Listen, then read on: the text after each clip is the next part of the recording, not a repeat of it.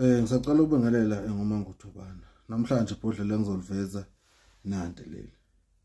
Leli bhodlela leli ibhodlela elinamandla kakhulu. Ibhodlela elisiza kakhulu laba uzothola ukuthi unemali, thola le mali onayo uhamba uphisana ngayo. Bagcina baphisana nabantu abarong, bayithatha, bayisebenza, bayigqiba noma bayigqiba emathuneni noma bayenza lapha bayenza khona ukuze uvaleke ungaphindi ube nemali. Imali engahlala esandleni. Ikhona imali engahlala esandleni ngoba nakho ugangiwe. Kunomuntu oze kuwafi wathi cela ungiboleke imali ethize, umnike. Mawusumnikile leyo mali kanti uyoyiphendula, kanti uthunyiwe.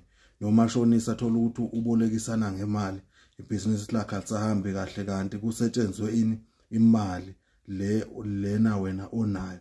Noma usebenza thola ukuthi uyasebenza uyehla usuke eGoli uze ekhaya.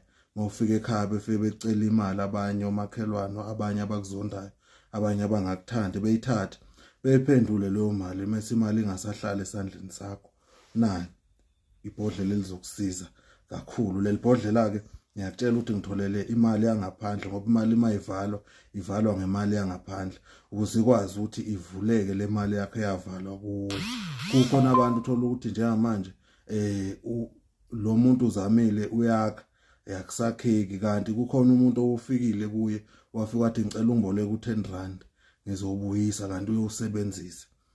Kufanele manje niyeke ukubolekisana ngemali ngoba abantu bayaganga ngemali. Umuntu owenze kanjalo kuye akathole nanti ibhodlela. Ngizomchazela ukuthi elenze njani ukuze imali yakhe ivuleke ngoba into kubalekile ukuthi imali ithi mayifika kuwe isebenze lokho okufunwa nguwe. Ungayiboni isiphelile ungazi ukuthi iphele kanjani. Kukhona abanye ababudedengu, kukhona abanye abagangiwe. Yikho ngithi la mawazi wena futhi leyo nto leyo uyayiphupha. Kuyenzeka ukuthi wena uphe umuntu imali kanti lowo muntu loyo kade umphile vele. Noma uphupha umuntu ongakazi uzomupha imali omaziyo owaziwayo ukuthi uyaganga.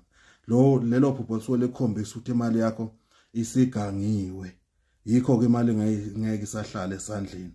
Nanti ke ibhodlela lizokusiza kakhulu ukuthi leyo mali eyavalwa ivuleke kuwe. Nabanye abalinda imali zabo. Omunye uyaxoxa ukuthi hayi mina ngilinda imali kabani izophuma mase siyazidla. Ngalesikhathi uhamba uxoxa ukuthi kunemali zakhe ezophuma, ziyavalwa lezo mali ukuthi zingabe isaphuma. Thola nanti ke ibhodlela ugeze ube right imali zakho ivuleke. Mase uyayeka uchoma ngemali upha abantu imali. Kanti abantu bazoganga bazophendula imali kuwe. Thokoza, siyathokoza kakhulu Manguthubana.